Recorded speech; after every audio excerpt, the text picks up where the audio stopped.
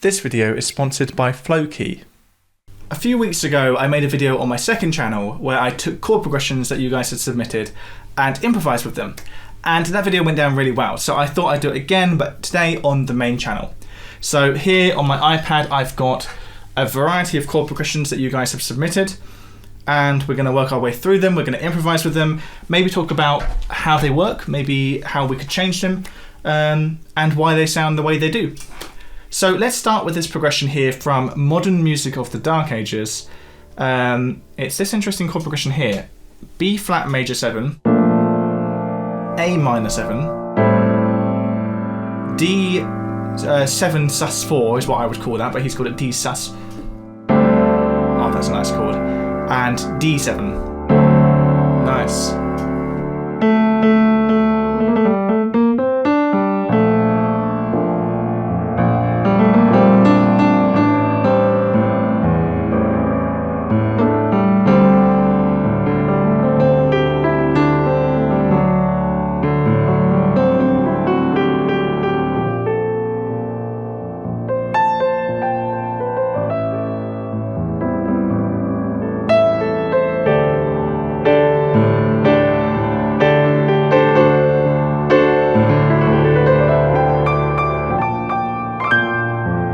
Something that's really nice about this chord progression is that all four chords contain a consistent note, that note being A. So in the B flat major 7 chord, the A is the major 7. In the A minor 7 it's the root note. In the sus chord it's the 5th, and in the 7 chord it's also the 5th. So they're all kind of glued together by that consistent note.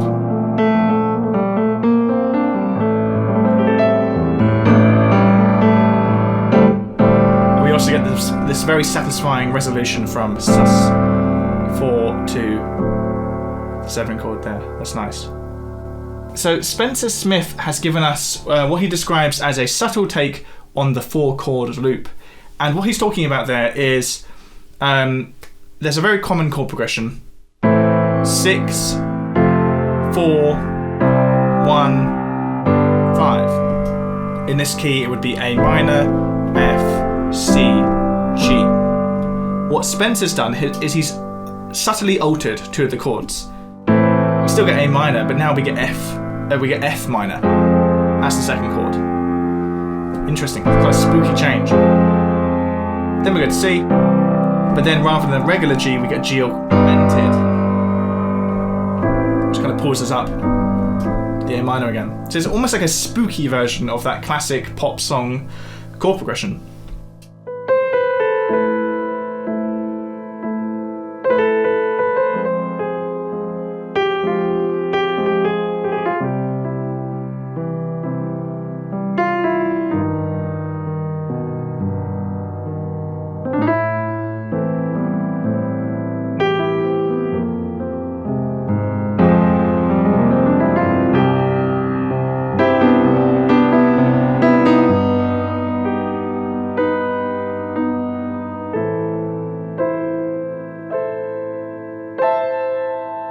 So yeah, if you want to write a Halloween pop song, perhaps that's the chord progression for you.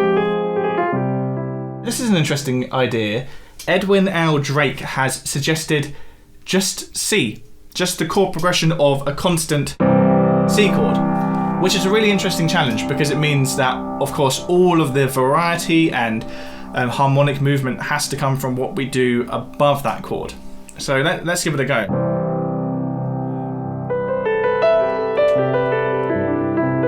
Oh, I've got an idea.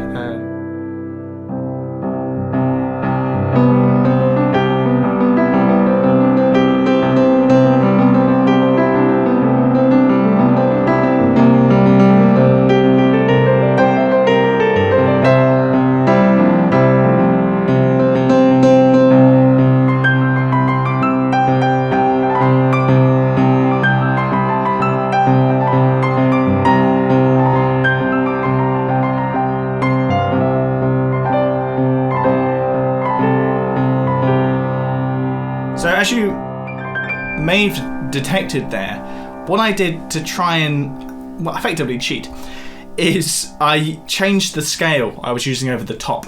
So I initially was sort of improvising in C major. Then when I wanted a sense of chord change, I changed it to C mixolydian instead, which is just the change of the seventh note changing to the flat seventh note. But that's enough to give us a sense of movement. And it means that when I then return to using the major seven, we feel like we've moved back again. Now you could see that as, well, I've moved from using C major to C7. But really,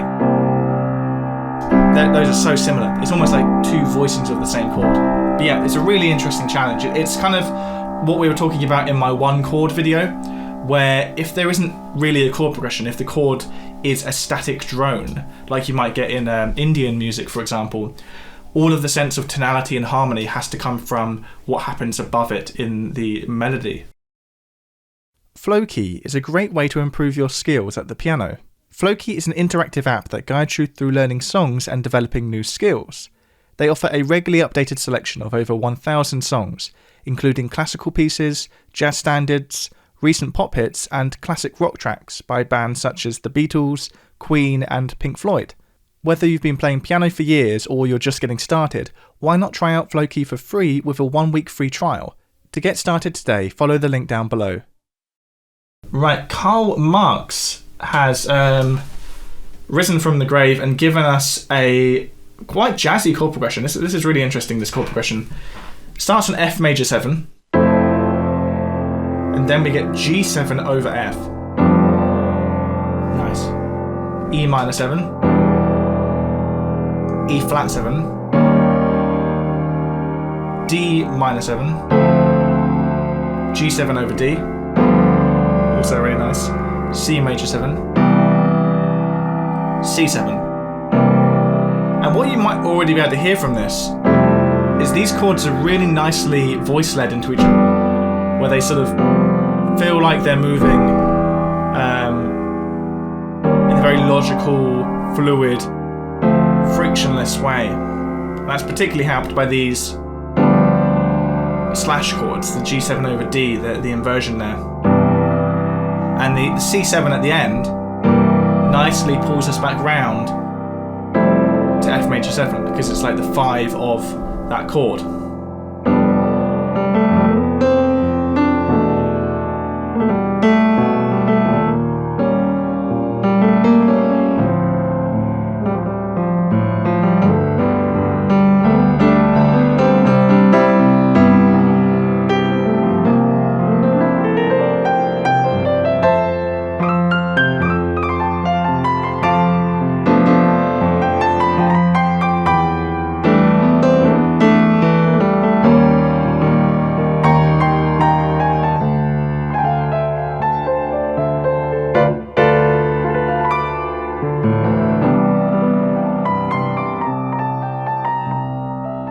The one chord I think I'd change in this progression is the E flat 7. And I'd only change it subtly. What I would do is make it an E flat major 7 instead. Because currently, when you play that E flat 7, you introduce that note D flat, which isn't in the key. And that doesn't really matter too much. You know, E flat itself isn't in the key. We're in the key of C major here. But when we hit that E flat 7 chord, we're currently introducing 3 notes that aren't in the key. E flat, B flat, and D flat. It just starts to be... It starts to feel a bit removed from the key itself. It's almost like we've moved too far away from our home base. By making it a major 7 instead, a D natural, it means now that only 2 of our notes are leaving the key. So it results in a slightly less jarring change. So if I go from the top again, E major 7, G7 over F, E minor 7, and now we're going to have our E flat major 7, and then D minor 7, G7, stop on the C major 7 because if we go to the C7, it kind of starts the progression around again because it tries to take us back to the beginning. But yeah, that's a really nice voice leading that, a really nice progression. Okay, this next progression is an interesting example of how chords can have different names. So this progression is E flat major 7, and then A flat minor over F. Nice. Back to E flat major 7, and then A flat add 9, A flat minor add 9. Nice. Cool progression. The thing I wanted to mention is A flat minor over F. What is that? Because that's actually an F half diminished chord. F, what you could call F minor 7 flat 5. Of course, A flat minor over F is a perfectly fine way to think about it, and it might make it easier to play, easier to think about. But it's good to understand that that is also another chord that could be described by another name. But anyway, let's give this a go.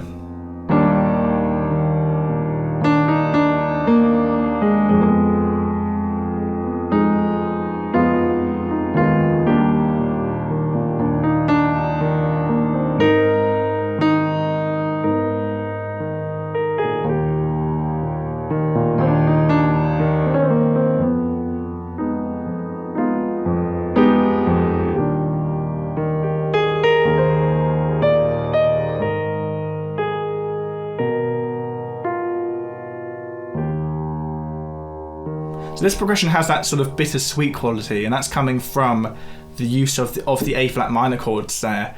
That's the minor version of the 4 chord, which is often thought of as a very wistful, melancholic sound. It makes you, makes you wonder, doesn't it? That chord.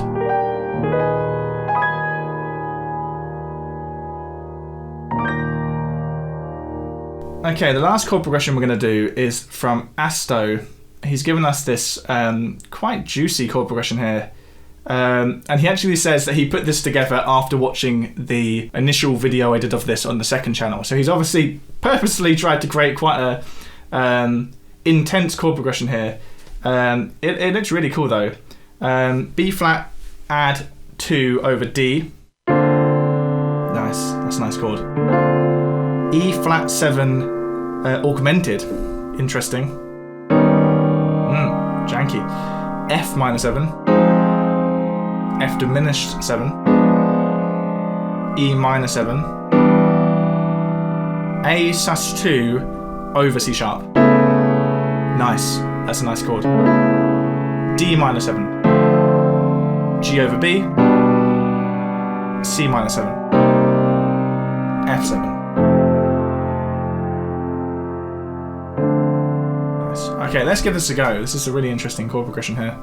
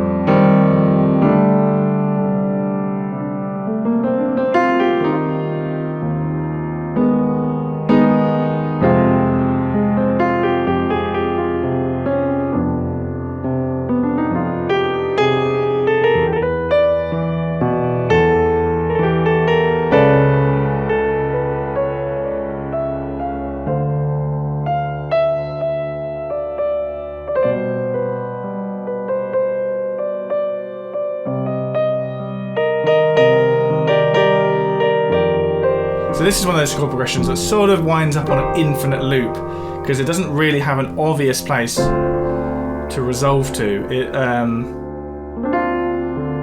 even on this, going back to the first chord, B flat add 2 over D, particularly because it's just inverted over that D, it doesn't quite sound like a home bass. But that's cool. It creates that sort of perpetual loop sense. interesting chord progression. It's also slightly unusual in the sense that it's not divisible by 8 bars. 1, 2, 3, 4, 5, 6, 7, 8, 9, 10. Yeah, so it's got 10 bars worth of chords, which means it always feels a little bit unusual because we're used to hearing, and we like hearing, phrases that are divisible by 4. But yeah, interesting chord progression. Certainly an unusual one. That I imagine there are no songs, I imagine, that are based on that chord progression.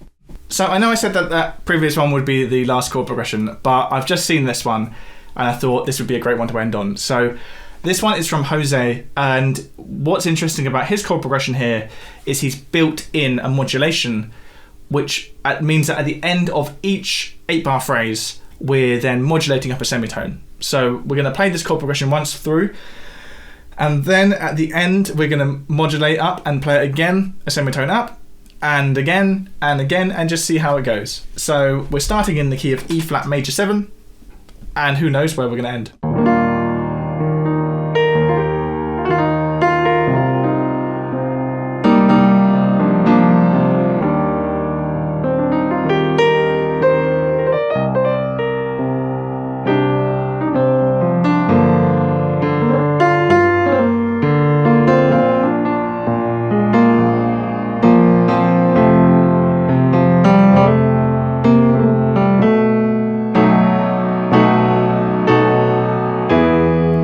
If you hadn't noticed, we've changed key.